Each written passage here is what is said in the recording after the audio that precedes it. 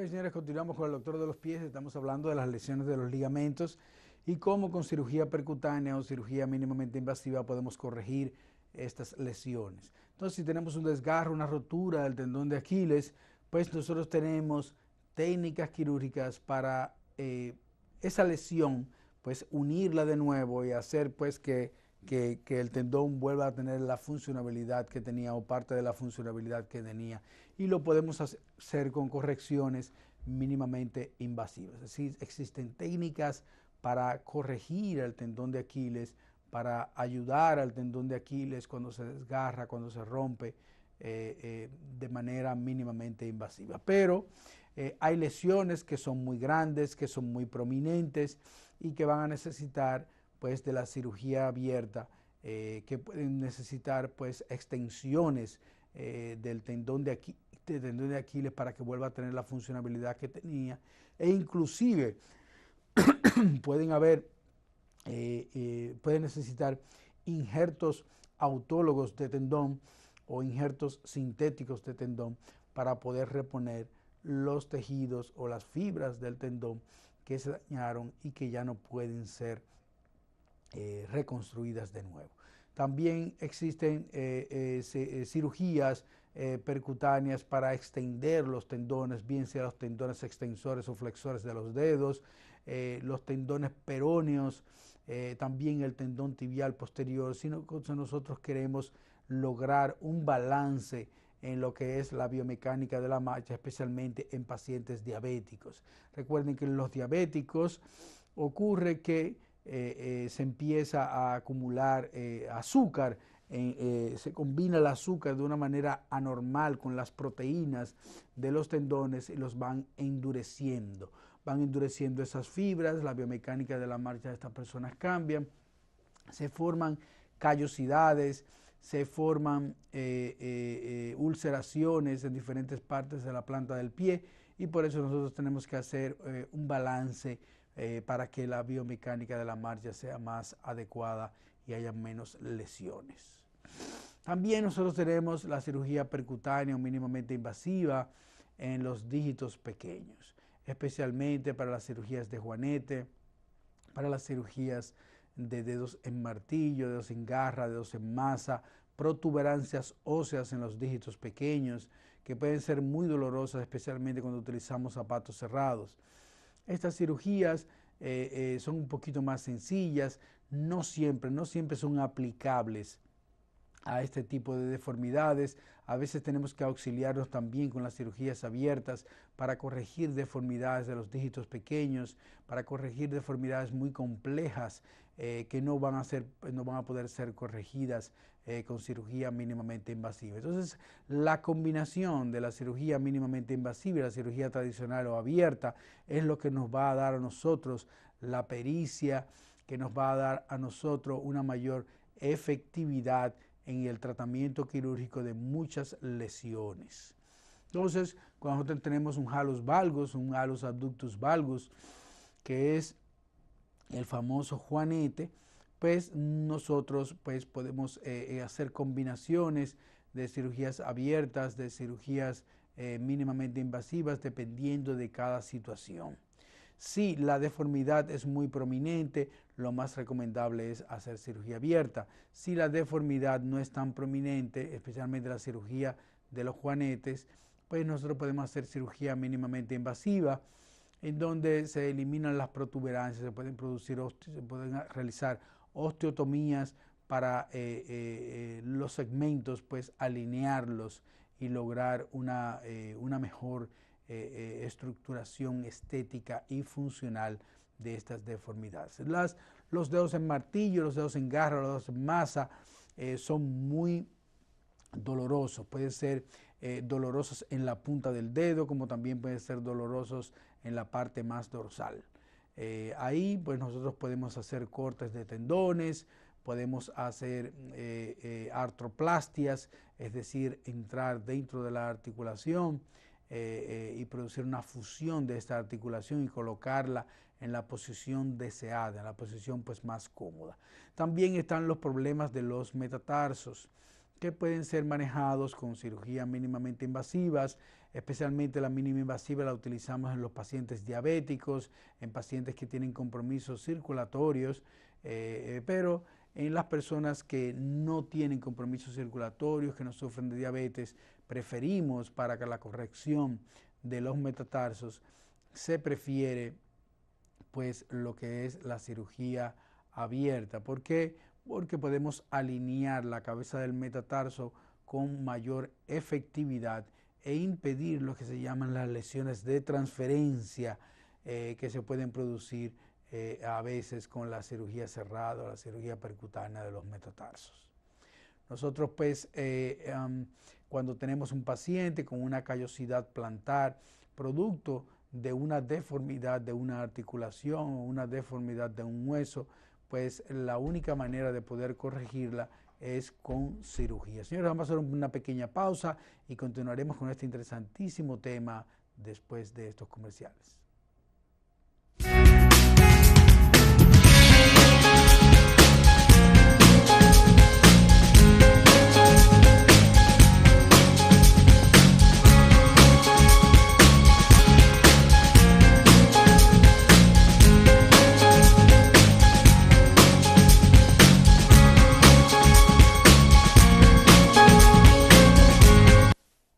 Señoras y señores, continuamos con el doctor de los pies y hoy estamos hablando de la cirugía percutánea, la cirugía mínima invasiva, las combinaciones que podemos hacer con este tipo de cirugía en donde las incisiones son pequeñas, la recuperación más rápida, es mucho menos dolorosa y casi siempre la podemos realizar con lo que es la anestesia local. En algunas veces necesitamos colocarle zapatos especiales, vendajes especiales, que son la parte más importante del procedimiento quirúrgico. Hoy vimos la parte de los tendones y los ligamentos, cómo podemos restaurar, cómo podemos alargar tendones para que haya una mejor biomecánica, para que haya una mejor funcionabilidad de las extremidades inferiores.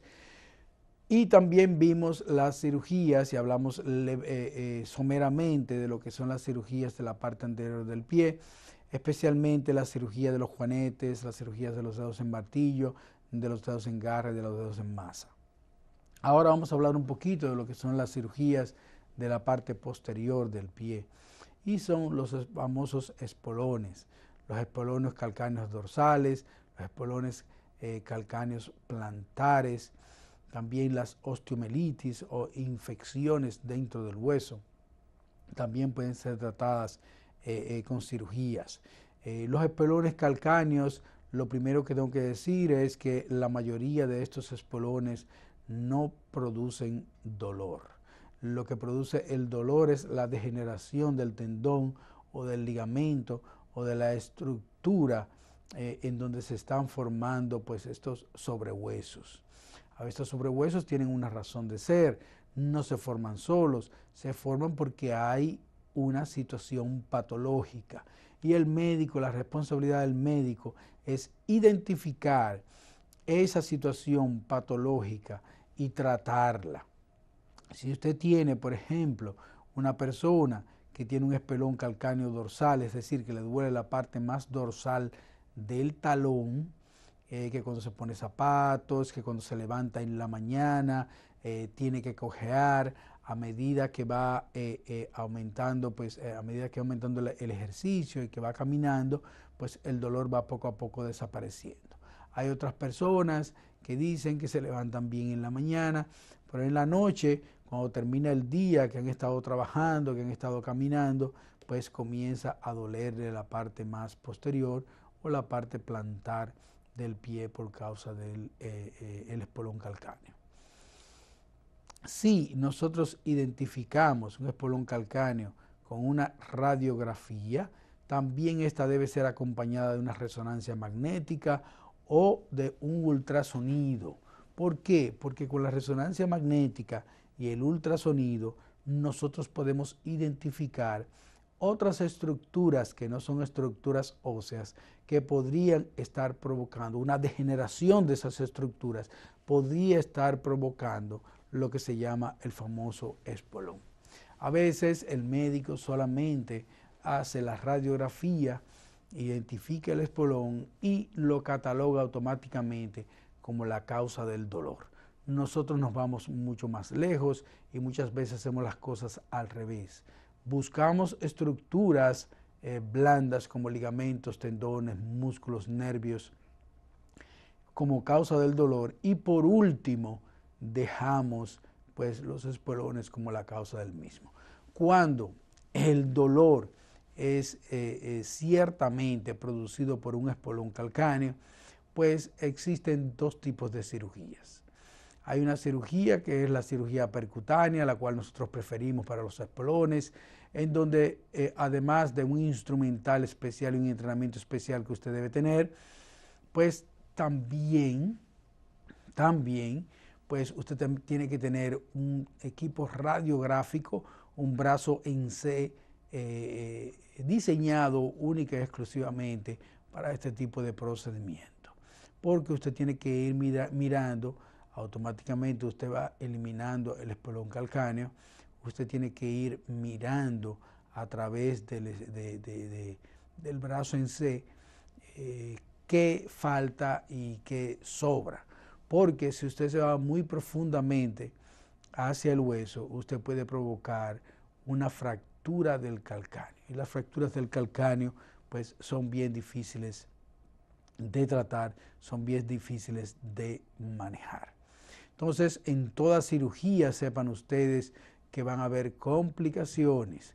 Pueden haber complicaciones de infecciones, pueden haber complicaciones de lesiones de estructuras circundantes, como por ejemplo los nervios, las arterias o las venas, y también estructuras como son los ligamentos y los músculos. Señores, muchísimas gracias por haber sintonizado hoy al Doctor de los Pies y será hasta la próxima.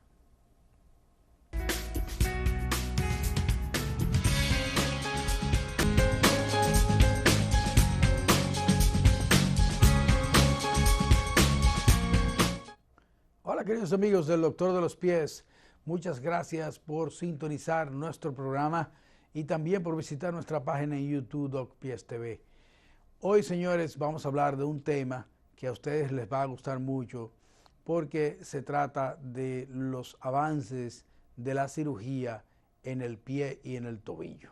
Ustedes saben muy bien que los entrenamientos quirúrgicos en el pie y en el tobillo pues primero se hacen pues con cirugía abierta, con las cirugías tradicionales o cirugías que es necesario, que es menester, pues hacer incisiones amplias.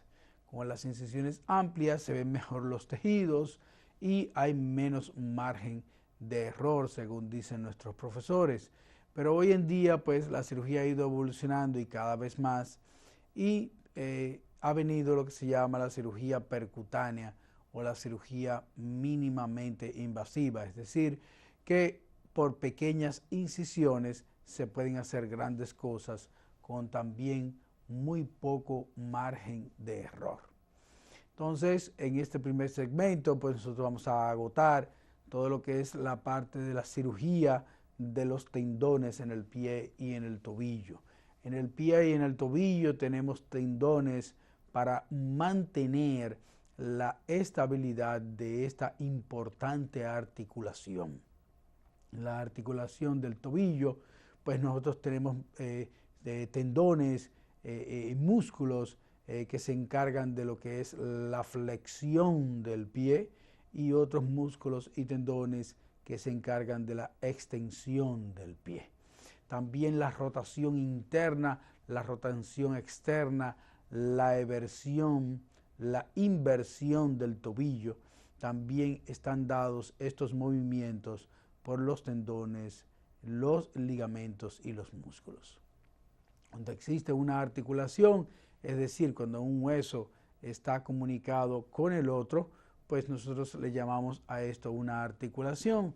Y estas articulaciones tienen diferentes componentes. Están lo que se llaman los ligamentos que sostienen, que mantienen esa articulación, y están los tendones y los músculos que se encargan pues de la movilidad de la articulación. Pues esto mismo ocurre también en la articulación del tobillo.